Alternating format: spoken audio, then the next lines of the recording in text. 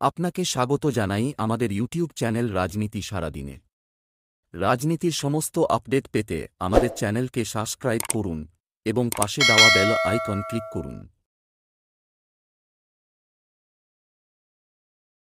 তৃতীয় দফায় নির্বাচন ঘটে যাওয়া যে সকল আসনগুলি নিয়ে আলোচনা করা হবে সেগুলি হল মালদা উত্তর, মালদা দক্ষিণ, জঙ্গিপুর এবং মুর্শিদাবাদ।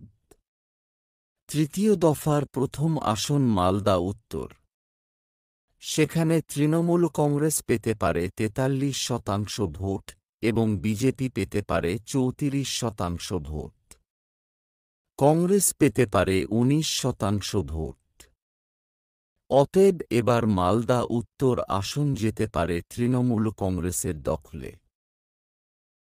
দ্বিতীয় আসন মালদা দক্ষিণ, যেখানে তৃণমূল কংগ্রেস পেতে পারে ৩৫% ভোট, বিজেপি পেতে পারে ৩০% ভোট এবং কংগ্রেস পেতে পারে ৩২% ভোট। অতএব এই আসনটি যেতে পারে তৃণমূল কংগ্রেসের দখলে। পরের আসন জঙ্গিপুর।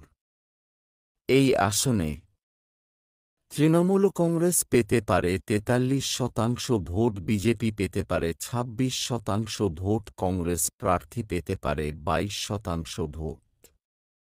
অর্থাৎ এই আসন যেতে পারে তৃণমূল কংগ্রেসের দখলে। তৃতীয় দফার শেষ আসন মুর্শিদাবাদ। এই আসনে তৃণমূল কংগ্রেস পেতে পারে ৪১% ভোট, বিজেপি পেতে পারে ১৯% ভোট, সিপিআইএম প্রার্থী পেতে ৩৭% ভোট। অর্থাৎ এই আসন যেতে পারে তৃণমূল কংগ্রেসের দখলে। অর্থাৎ তৃতীয় দফার ৪টি আসনের মধ্যে মালদা উত্তর যেতে পারে তৃণমূল কংগ্রেসের দখলে, মালদা দক্ষিণ যেতে পারে তৃণমূল কংগ্রেসের দখলে। এখানে কিন্তু অল্প কিছু ভোট কংগ্রেসের দিকে গেলে সেই হিসাবে কংগ্রেস কিন্তু এই আসনে জয়ী হতে পারে। পরের আসন জঙ্গিপুর যেতে পারে তৃণমূল কংগ্রেসের দখলে। শেষ আসন মুর্শিদাবাদ যেতে পারে তৃণমূল কংগ্রেসের দখলে। অসংখ্য ধন্যবাদ ভিডিওটি দেখার জন্য। দেখা হচ্ছে পরবর্তী ভিডিওতে।